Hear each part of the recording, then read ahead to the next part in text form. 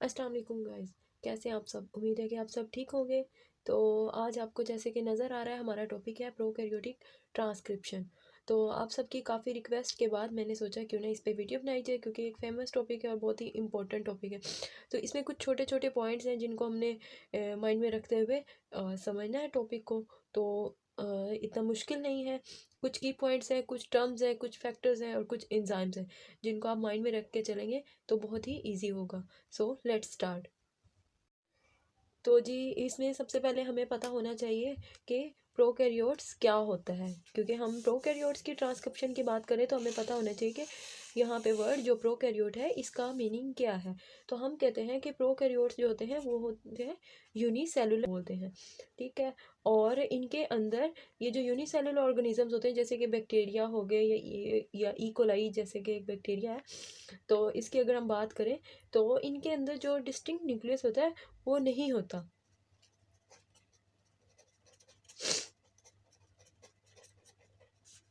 Present نہیں ہوتا، ٹھیک ہے۔ تو یہ کیا ہو گیا، ہمیں پروکیریوٹس کا پتہ چل گیا کہ پروکیریوٹس کیا ہوتا ہے۔ تو اب ہم دیکھتے ہیں کہ ٹرانسکرپشن کس چیز کا نام ہے، کہ اب اس کے بعد ہمارا نیکسٹ مین اگر بات فوکس تو کریں ٹرانسکرپشن کے ٹرانسکرپشن کی اوپر تو ہے۔ تو ٹرانسکرپشن ایک ایسا ٹرانسکرپشن پروسیس ہم ہے کہتے جس میں ہیں کہ ایک ایسا پروسیس ہے پروکیریوٹک جس میں ہم ڈی این اے کو ہم جو messenger D R N N اے اے میں ہے ہمارا، کنورٹ کرتے ہیں، ڈی این اے کو ٹھیک ہے۔ ہم میسنجر یہ آر اب این ڈی اے این میں اے کیا ہوتا ہے، کاپی یہ کرتے ہیں، ہول ٹھیک ہے۔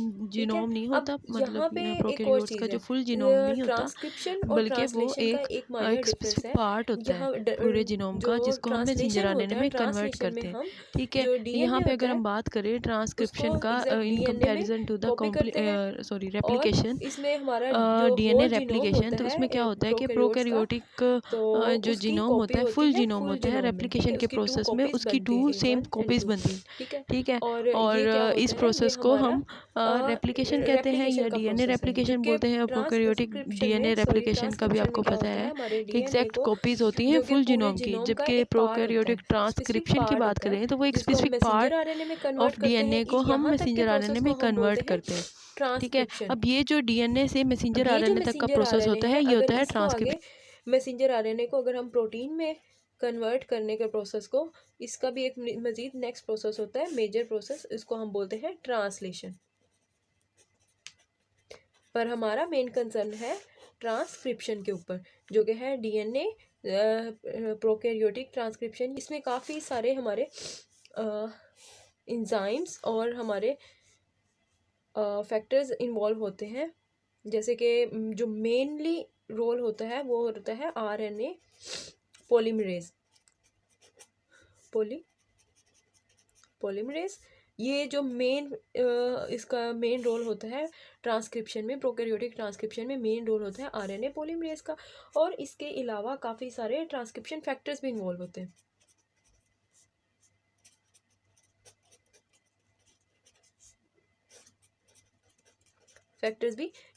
ہیں، تو ہم یہ سب چیزیں جو ہیں ہم ان سب کو نیکسٹ پروسیس میں، نیکسٹ اسٹیپ بائی اسٹیپ میں ہم ان کو ڈسکس کرتے ہیں۔ تو اس کے بیسیکلی جو 3 اسٹیپس ہیں ان میں فرسٹ اسٹیپ ہے انیشیشن، elongation، سیکنڈ ہے elongation، اور the last one is termination. So initiation کے اندر 3 ٹائپس کے کمپلیکس فارمیشن ہوتی ہے، یا ہم کہہ سکتے ہیں کہ مزید انیشیشن کو 3 اسٹیپس میں ہم ڈیوائڈ کرتے ہیں۔ جو فرسٹ اسٹیپ ہے یا فرسٹ کمپلیکس فارمیشن ہے وہ ہوتا ہے کلوزڈ کمپلیکس فارمیشن،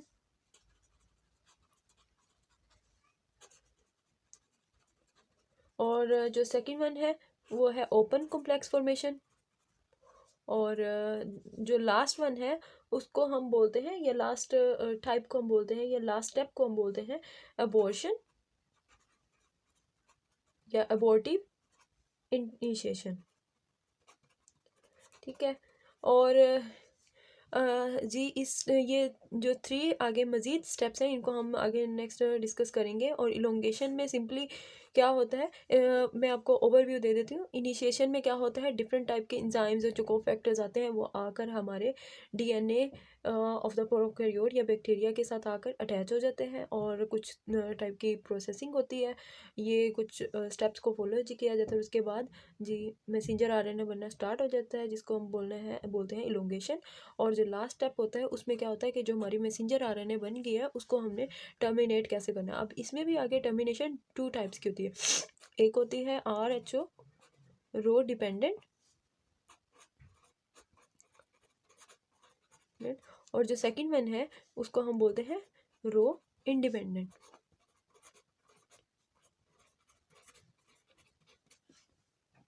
तो जी फर्स्ट स्टेप है इनिशिएशन। इनिशिएशन में एक इंजाइम जिसको हम आरएनए पॉलीमरेज बोलते हैं, आरएनए पॉलीमरेज, इसका बहुत ही ज़्यादा मेजर रोल है। या हम इसको ये बोलते हैं कि ये प्रिंसिपल एलिमेंट है, ये बहुत ही क्रूशियल एलिमेंट है in the whole process of the prokaryotic transcription. तो जी अब ये जो है इसके बेसिकली 5 सब यूनिट्स होते हैं, जो कि जब तक इसके 5 सब यूनिट्स होते हैं जिनमें क्या होते हैं, अल्फ़ा, बीटा, बीटा प्राइम और ओमेगा। जब तक कि ये अल्फ़ा जो होते हैं ये 2 होते हैं, तो 1 2 3 4 5, ठीक है। तो जब ये 5 सब यूनिट्स होते हैं तो हम इसको बोलते हैं कोर पॉलीमरेज, कोर पॉलीमरेज बोलते हैं, ठीक है। या और जब इनके साथ कोर पॉलीमरेज के साथ एक और एलिमेंट होता है, या एक और सब यूनिट 6 1 जब आके अटैच होता है, जिसको हम बोलते हैं सिग्मा सब यूनिट। तो हम इन दो सब की अटैचमेंट के बाद जो एंजाइम बनता है हम उसको बोलते हैं आरएनए पॉलीमरेज होलो एंजाइम।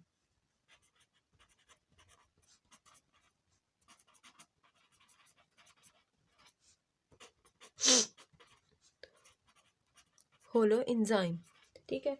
तो ये जो होता है ये बहुत ज़्यादा इम्पोर्टेंट रोल प्ले करता है, और यहाँ पे जो ये सिग्मा सब यूनिट है इसका बहुत ही ज़्यादा इम्पोर्टेंट रोल है, क्योंकि अगर ये सिग्मा सब यूनिट नहीं होगा इस एंजाइम के साथ तो ये हमारा इनिशिएशन का जो प्रोसेस है वो स्टार्ट नहीं होगा। तो इसमें आप इसको ऐसे याद रखें, जो बीटा प्राइम है ये फर्स्ट वन पे आता है, मीन्स ये लार्जेस्ट सब यूनिट है, और उसके बाद जो इसके सेम टू सेम लग रहा है वो बीटा, ये सेकंड लार्जेस्ट सब यूनिट है, और उसके बाद जो अल्फा है ये दोनों सेम होते हैं तो ये थर्ड नंबर पे आता है, मीन्स थर्ड लार्जेस्ट सब यूनिट है। और ये जो ओमेगा है ये बहुत ही स्मॉलेस्ट टाइनी सा सब यूनिट होता है। तो ये सब पांचों मिलके बनाते हैं कोर पॉलीमरेज, और इनके साथ जब आके सिग्मा सब यूनिट अटैच होता है तो ये आरएनए पॉलीमरेज होलो एंजाइम इसको बोलते हैं। तो अगर हम आरएनए पॉलीमरेज होलो एंजाइम की बात करें तो इनके डिफरेंट जो सब यूनिट्स होते हैं इनके डिफरेंट साइजेस होते हैं, और हर जो सब यूनिट होता है उसका डिफरेंट रोल होता है, ठीक है। फॉर एग्जांपल सी, ये जो है हमारे पास 2 अल्फ़ा हमारे पास सब यूनिट है, और इसके साथ ही हमारे पास ये आ जाता है हमारे पास बीटा, और सेम हमारे पास साथ इसके साथ आ जाता है बीटा प्राइम जो कि लार्जेस्ट सब यूनिट है, बीटा प्राइम। और इन सब के ऊपर जो है हमारे पास होता है सिग्मा फैक्टर, या हम इसको बोलते हैं सिग्मा सब यूनिट, ठीक है। और ये दो ये है हमारे पास अल्फ़ा, ये भी और ये भी, ये अल्फ़ा है। और जो हमारे पास लास्ट सब यूनिट जो है जो बहुत ही टाइनी सा होता है उसको हम बोलते हैं ओमेगा। तो वो यहाँ पे हम ये हो गया हमारा ओमेगा सब यूनिट, ठीक है। अब हर सब यूनिट के डिफरेंट रोल होता है, तो इनके डिफरेंट फंक्शंस होते हैं, ठीक है। अगर हम बात करें सबसे पहले अल्फ़ा सब यूनिट की, तो अल्फ़ा सब यूनिट जो होता है वो बेसिकली हमने 2 यहाँ पे अल्फ़ा सब यूनिट्स हैं, तो ये दोनों जो होते हैं ये बिल्कुल सेम होते हैं। तो हम इनका रोल डिस्कस करें तो इन दोनों का क्या रोल होता है, ये आरएनए की असेंबली जो होती है डीएनए के साथ उसमें इन्वॉल्व होता है, और ये हम इसको बोल सकते हैं कि चेन इनिशिएशन में इन्वॉल्व होता है। चेन इनिशिएशन स्टेप में ये इंटरेक्शन जो होता है प्रोटीन का डीएनए के साथ, डीएनए स्ट्रैंड के साथ, उसमें इन्वॉल्व होता है। इनिशिएशन इंटरेक्शन विद डिफरेंट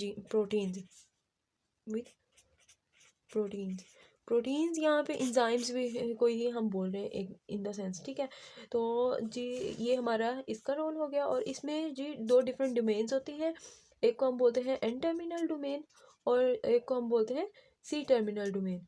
अब ये सी और एन क्या है, यहाँ पे सी रिप्रेजेंट कर रहा है कार्बोक्सिल टर्मिनल डोमेन को और एन रिप्रेजेंट कर रहा है अमाइनो टर्मिनल डोमेन को, ठीक है। और इन दोनों के भी डिफरेंट आगे जो होते हैं रोल्स होते हैं, इन डिफरेंट के डोमेन्स के जो थे, ये हम दो है ना, तो दोनों की बात करें तो मीन्स हर एक के अपने अपने होते हैं। तो जो एन टर्मिनल डोमेन है, एन टर्मिनल डोमेन का क्या रोल होता है, ये जो आरएनए पॉलीमरेज की असेंबली में इन्वॉल्व होता है।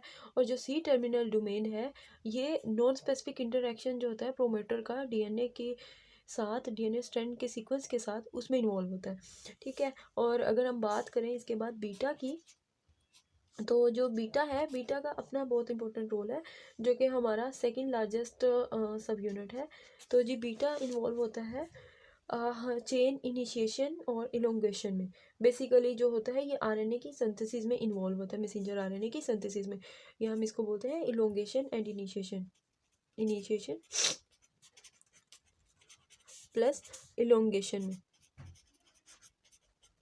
ठीक है।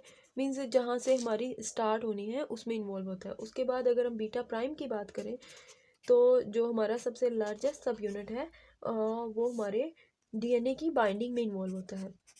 डीएनए की बाइंडिंग अब किसके साथ, जाहिर सी बात है कि आरएनए पॉलीमरेज के सब यूनिट्स हैं, तो डीएनए की आरएनए पॉलीमरेज के साथ जो बाइंडिंग होता है उसमें इन्वॉल्व होता है। और ये सबसे सब लार्जेस्ट सब यूनिट है, ठीक है। और जो हमारा लास्ट वन जो है, जो हमारा बेसिकली जो मोस्ट इम्पोर्टेंट मोस्ट क्रूशियल है, उसकी अगर हम बात करें सिग्मा की, सिग्मा जो हमारा सब यूनिट है, ये बहुत ही इंपॉर्टेंट है। ये हमारे प्रोमोटर को रिकॉग्नाइज करने में इन्वॉल्व होता है,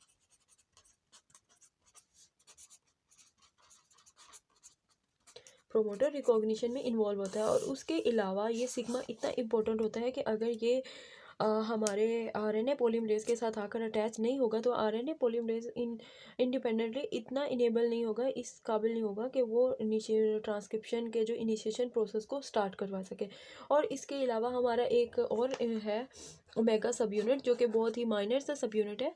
अगर हम उसकी बात करें तो उसका अपना एक रोल है, वो हमारे जो आरएनए पॉलीमरेज को स्टेबलाइज करता है और उसकी असेंबली में, स्टेबलाइजेशन में और उसकी असेंबली में इन्वॉल्व होता है, ठीक है। तो ये जो हमारा छोटू सा है, इसके बहुत ही इंपॉर्टेंट रोल।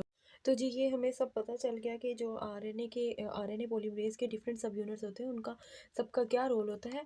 अब जो आरएनए पॉलीमरेज होता है वो प्रोकैरियोटिक डीएनए या जीनोम के अंदर, फॉर एग्जांपल ये हमारा डीएनए का स्ट्रैंड है किसी भी prokaryote, for example E coli का ही है, तो जो हमारा ये हमारा आरएनए पॉलीमरेज है, वो आकर ऐसे ही कहीं पर भी नहीं अटैच हो जाएगा।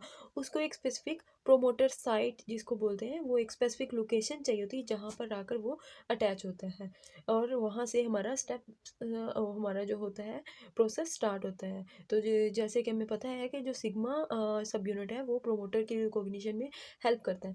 तो जी अगर हम ई कोलाई की ही बात करें, ई कोलाई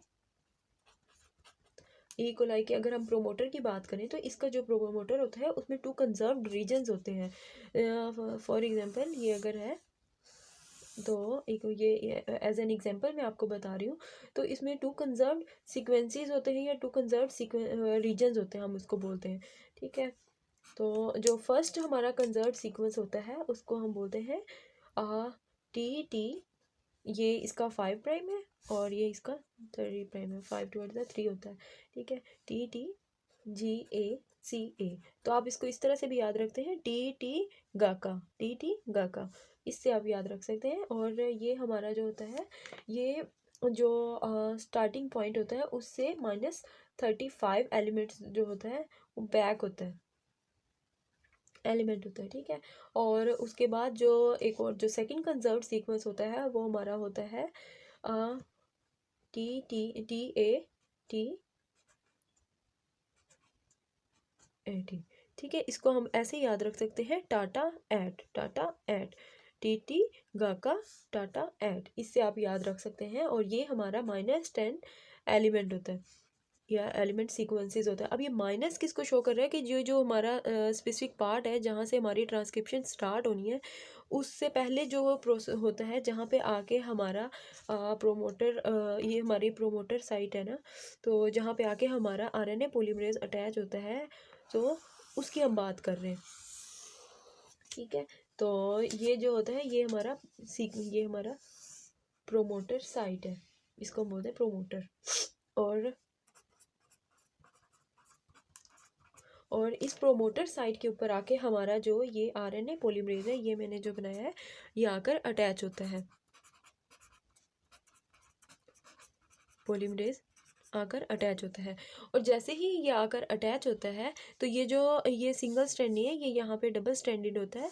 तो जो ये हमारा डबल स्ट्रैंडेड है ये रिमेन द सेम होता है, मीन्स जब ये आके हमारा आरएनए पॉलीमरेज आकर डीएनए के ऊपर अटैच होता है तो ये डबल स्टैंडर्ड ही रहता है। तो जब तक ये डबल स्टैंडर्ड ही रहता है, मीन्स जो डीएनए के स्ट्रैंड्स होते हैं वो सेपरेट नहीं होते। तो इस यहाँ तक के प्रोसेस को हम बोलते हैं इनिशिएशन की हम बात करें तो इसमें हमारा जो कॉम्प्लेक्स बन जाता है आरएनए पॉलीमरेज होलो एंजाइम का डीएनए के साथ जो कॉम्प्लेक्स बनता है, यहाँ पे हम इसको बोलते हैं क्लोज्ड कॉम्प्लेक्स।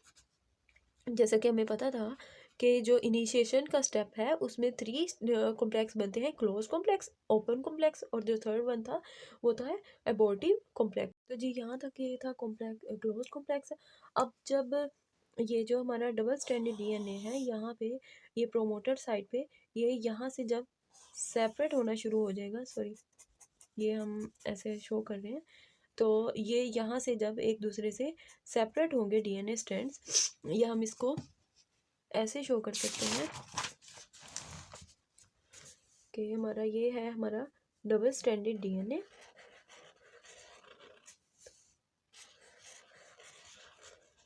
ठीक है। और यहाँ पे आके हमारा अटैच हो गया था आरएनए पॉलीमरेज, ये हमारा था प्रोमोटर साइट, जिसके अंदर हमने इकोलाई की एग्जांपल ली थी, जिसके -35 और -10 एलिमेंट से सीक्वेंस के, और ये उसके एग्जांपल थी। और यहाँ से हमारी ट्रांसक्रिप्शन स्टार्ट होगी। तो जी ये जब तक ये क्लोज रहता है डीएनए की स्ट्रैंड, तो यहाँ पे इसको हम बोलते हैं क्लोज्ड कॉम्प्लेक्स। और जैसे ही ये आरएनए पॉलीमरेज जो होता है, आरएनए पॉलीमरेज होलो एंजाइम जो होता है, इसके डीएनए के स्ट्रैंड्स को सेपरेट करना शुरू कर देता है। ये जो हमारे डीएनए के स्ट्रैंड्स हैं ये सेपरेट होना शुरू होते हैं एक दूसरे से, ऐसे।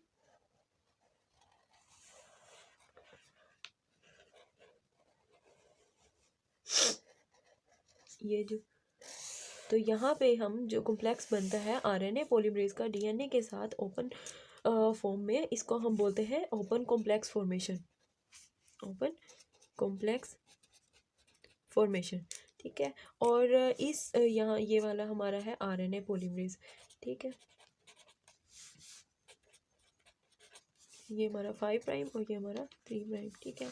और जी इस स्टेप के बाद जब अब ज़ाहिर सी बात है ये हमारे डीएनए के स्ट्रैंड्स जो हैं ये सेपरेट हो गए हैं, तो यहाँ पर आके हमारे न्यूक्लियोटाइड्स जो हैं वो आकर अटैच होना शुरू हो जाएंगे। ये हमारे टेम्पलेट स्ट्रैंड है, ठीक है। टेम्पलेट स्ट्रैंड के कॉम्प्लीमेंट्री जो न्यूक्लियोटाइड्स होंगे वो आकर अटैच होना शुरू हो जाएंगे यहाँ पर, तो हमारे जो मैसेंजर आरएनए है वो बनना शुरू हो जाएगी। लेकिन ये अब हमारे जो आरएनए पॉलीमरेज होलो एंजाइम है इसके साथ ऑल द 6 सब यूनिट्स अटैच हैं। तो जब तक सब के सब यूनिट्स अटैच हैं, स्पेशली जो हमारा सिग्मा फैक्टर है वो हमारा अटैच है, तब तक ये जो है हमारी मैसेंजर आरएनए फुल फॉर्म में बनना शुरू नहीं होगी। तो जी ये हमारे मैसेंजर आरएनए जो है ये स्मॉल स्मॉल स्टेप जो है स्ट्रिप्स की फॉर्म में या स्मॉल पार्ट्स में बनेगी। तो इस मींस ये हमारी इलोंगेशन को स्टार्ट नहीं करेगा। तो ये जो शॉर्ट इसकी स्ट्रिप्स बननी है, ये शॉर्ट पार्ट्स बन रहे हैं, हम इसको बोलते हैं इस प्रोसेस को हम बोलते हैं एबॉर्टिव इनिशिएशन। तो जी अब हमारा इलोंगेशन का स्टेप कब स्टार्ट होगा, जब हमारा ये वाला जो है सिग्मा फैक्टर जो है हमारे आरएनए पॉलीमरेज को छोड़कर चला जाएगा। तो हमारा ये जो है यहाँ पे हमारे मैसेंजर आरएनए की लेंथ इंक्रीज होना शुरू हो जाएगी। तो यहाँ पे जो हमारा प्रोसेस स्टार्ट होगा वो हमारा होगा इलोंगेशन, और इस तरह हमारी मैसेंजर आरएनए जो डीएनए के कॉम्प्लीमेंट्री है वो बनना शुरू हो जाएगी, ठीक है। और ये स्टेप तब तक कंटिन्यू रहेगा जब तक कि हमारे पास टर्मिनेशन स्टेप मींस कोई स्पेसिफिक जो हमारे पास सीक्वेंस ना आ जाए। ये टेम्पलेट जो स्ट्रैंड है डीएनए की, टेम्पलेट स्ट्रैंड का एक स्पेसिफिक पार्ट ना आ जाए, ये जिसको हम बोलते हैं टर्मिनेशन स्टेप, वो आ जाए। और अब टर्मिनेशन स्टेप की अगर हम बात करें तो टर्मिनेशन स्टेप में भी हमने बोला, स्टार्ट में ही डिस्कस किया था कि इसमें 2 टाइप्स की टर्मिनेशन होती है। तो जी 2 टाइप्स की होती है termination. First one is rho dependent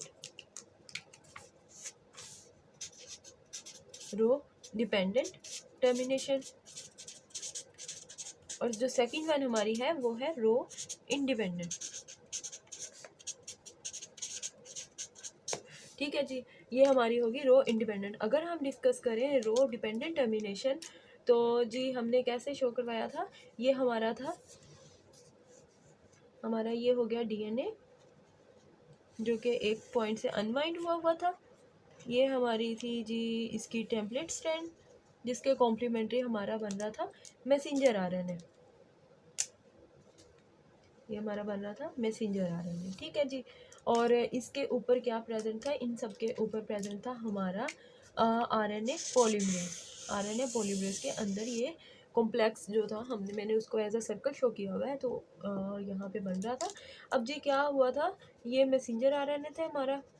अब रो डिपेंडेंट में जो वर्ड रो है ये किस चीज़ को रिप्रेजेंट कर रहा है, ये एक प्रोटीन का नाम है जो कि एक हम टर्मिनेशन के अंदर इन्वॉल्व होती है। और इसका क्या होता है जी, ये एक इस टाइप की कुछ प्रोटीन होती है, हेक्सागोनल शेप की होती है इस तरह की, ठीक है। तो जी ये ऑलरेडी प्रेजेंट होती है। ये सारा प्रोसेस हमारा जो ट्रांसक्रिप्शन का होता है वो जी हो रहा होता है साइटोप्लाज्म में, तो ये भी ऑलरेडी वहाँ पे प्रेजेंट होती है। तो इसको कब सिग्नल मिलता है, जब हमारे मैसेंजर आरएनए में रिपीटेडली हमें साइटोसिन के न्यूक्लियोटाइड्स आते हैं, तो ये इसके लिए रो के लिए एक तरह का सिग्नल होता है कि भाई आ जाओ भाई तुम्हारी बारी, ठीक है। तो रो आकर हमारे मैसेंजर आरएनए के ऊपर आकर अटैच हो जाता है, और ये जो रो होता है इसको एटीपी की रिक्वायरमेंट होती है मूव करने के लिए। तो जैसे ही रिपीटेडली ये साइटोसिन के सिग्नल्स आते हैं और ऑलमोस्ट 100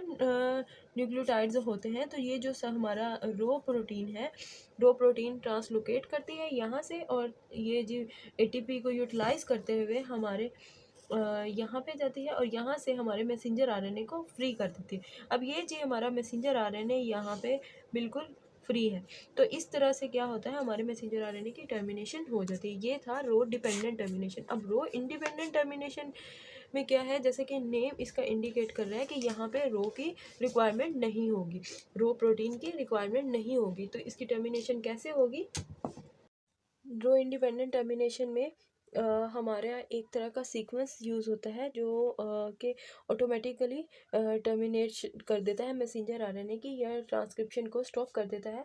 तो इसको हम रो इंडिपेंडेंट टर्मिनेशन को हम इंट्रिंसिक टर्मिनेशन भी कह सकते हैं। इंट्रिंसिक मींस इंटरनली जो हमारा मैसेंजर आरएनए का सीक्वेंस होता है वो कुछ इस टाइप का होता है कि वो मैसेंजर आरएनए की प्रोसेस को या मैसेंजर आरएनए की इलोंगेशन के प्रोसेस को स्टॉप कर देता है, मींस उसको टर्मिनेट कर देता है। तो इसको हम क्या बोलते हैं, इंट्रिंसिक टर्मिनेशन, ठीक है। और इसमें किसी भी तरह के हमें प्रोटीन की रिक्वायरमेंट नहीं होती, किसी भी तरह के बाहर से एक्सटर्नल फोर्स की भी रिक्वायरमेंट नहीं होती कि भाई तुम आओ और आके इसको फिनिश करो। तो जी इसमें बेसिकली 2 तरह के सीक्वेंसेस होते हैं जो इन्वॉल्व होते हैं। जैसे कि हमने देखा था कि जो हमारा मैसेंजर आरएनए बन रहा था, फॉर एग्जांपल ये हमारा मैसेंजर आरएनए, सॉरी पहले हम डीएनए की बात करें, मैं आपको पूरा बताती हूँ। ये देखिए, ये हमारा था आरएनए पॉलीमरेज, ये हमारा टेम्पलेट स्ट्रैंड, और ये आरएनए पॉलीमरेज हो गया, और ये हमारा टेम्पलेट स्ट्रैंड। और यहाँ पे हमारी बन रही थी जी हमारी मैसेंजर आरएनए। अब जी यहाँ पे कब हमें ये रो इंडिपेंडेंट टर्मिनेशन होगी, जब हमारे पास यहाँ पे कुछ सीक्वेंस जो है और यहाँ का कुछ सीक्वेंस जो है हमारे मैसेंजर आरएनए का कुछ इस तरह का हो कि वो एक दूसरे के कॉम्प्लीमेंट्री हो, या फिर थोड़ा डिस्टेंस पे भी हो सकता है। तो इट मीन्स इसमें दो तरह के इन्वर्टेड रिपीट्स हो, ठीक है। और उनके बाद इन्वर्टेड रिपीट्स आने के बाद उसके बाद एटी रिच जो हमारे पास सीक्वेंस है, फॉर एग्जांपल ये हमारा सीक्वेंस यहाँ से यहाँ तक का और ये वाला यहाँ तक का, ये दोनों एक दूसरे के कॉम्प्लीमेंट्री हैं या इन्वर्टेड रिपीट्स हैं, इनको बोलते हैं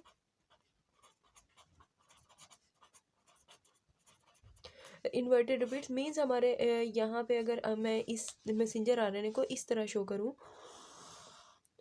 तो ये मैं इसके न्यूक्लियोटाइड्स को शो कर रही हूँ।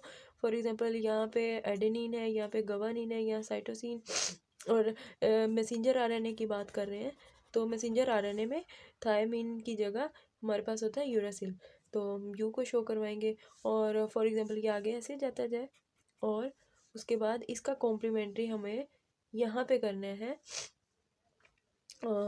ए की जगह हम कर देते हैं, थायामीन की जगह आ जाएगा यूरासिल, और गवानिन की जगह आ जाएगा साइटोसिन, और साइटोसिन की जगह आ जाएगा गवानिन, और यूरासिल की जगह आ जाएगा एडेनिन। और सेम ऐसे ही। और इसके बाद जो नेक्स्ट मैंने बात की थी वो थी कि ऐसा ये इन्वर्टेड सीक्वेंस है, रिपीट है। अब ये मैंने थोड़े शो करवाए, लेकिन ये होते ज़्यादा है, ऑलमोस्ट 20 न्यूक्लियोटाइड्स तक का होता है रफली एस्टिमेट। और उसके बाद यहाँ पे जो जगह है, ये वाला जो पार्ट है, इस यहाँ पे हमारे पास एटी रिच, एटी, अब जाहिर सी बात है टी नहीं होगा यहाँ पे, यूरासिल होगा, यूरासिल रिच जो होंगे रिपीट्स आएंगे हमारे पास बार बार, ए यू की रिपीट्स आएंगे, तो ये इस चीज़ का सिग्नल होगा कि भाई बस ठीक है। और ये जो चीज़ है ये पिंक वाली ए यू यहाँ पे होगी, और ये वाली डीएनए के सीक्वेंस में हमें शो कर रहा होगा, सॉरी गाइस मैंने देखा नहीं ऊपर, तो यहाँ पे ये एटी की फॉर्म में शो करवाएगा। तो जी यहाँ पे अब क्या होगा, जब हमारी ये वाली इस तरह का सीक्वेंस हमारे पास आएगा, तो ये क्या होगा, हमारा मैसेंजर आरएनए जब यहाँ से निकल रहा होगा तो ये एक यहाँ पे एक टाइप की हेयर पिन बना देगा। मीन्स ये एक दूसरे को ही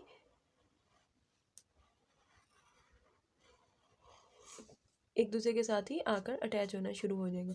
और ये कुछ वो है बीच के रिपीट्स जो एक दूसरे के कॉम्प्लीमेंट्री नहीं थे, और ये आके यहाँ पे एक दूसरे के साथ अटैच हो गए, और यहाँ पे हमारा ए यू जो है वो रिपीटेडली जो आ रहा था वो सीक्वेंस होगा। अब ये वाला जो हमारा सीक्वेंस होगा, ये ए टी या ए यू रिपीट्स जो होंगे वो यहाँ पे रिपीटेडली आ रहे हैं, तो ये बहुत ही ज़्यादा वीक बॉन्ड होता है, तो वो इस तरह के इस चीज़ को शो करवाता है कि यहाँ पे अब टर्मिनेशन हो जानी है। और ये यहाँ पे हमारी मैसेंजर आरएनए जब रिपीटेडली ए यू के सिग्नल आ रहे होते हैं, तो ये इस चीज़ को शो इंडिकेट करता है कि हमारे टर्मिनेशन का टाइम हो चुका है और मैसेंजर आरएनए के जाने की बारी आ गई। तो जी ये गाइस मैंने आपको सिंपल, बिल्कुल सिंपल बेसिक ज़ुबान में या बेसिक लैंग्वेज में मैंने आपको समझाया था कि हमारी जो है ट्रांसक्रिप्शन जो है, प्रोकैरियोटिक ट्रांसक्रिप्शन किस तरह होती है। होप सो आप लोगों को इस वीडियो की समझ आई होगी। और जो लास्ट पॉइंट जो है वो मैं अगेन डिस्कस कर दूँ, जो ए यू है ये बहुत ही वीक बॉन्ड होता है। तो इसके साथ ही आप लोगों को गुड लक, आपको टॉपिक हम सब समझ आई होगी। अगर आपको इसके रेलेवेंट कोई भी क्वेश्चन है या आप लोगों को कोई नोट्स वगैरह चाहिए तो आप लोग कमेंट सेक्शन में ज़रूर बता सकते हैं। और इसके साथ ही अगर आप मेरे चैनल पे न्यू हैं तो मेरे चैनल को ज़रूर ज़रूर ज़रूर सब्सक्राइब कीजिएगा। और इसके साथ ही अल्लाह हाफिज़।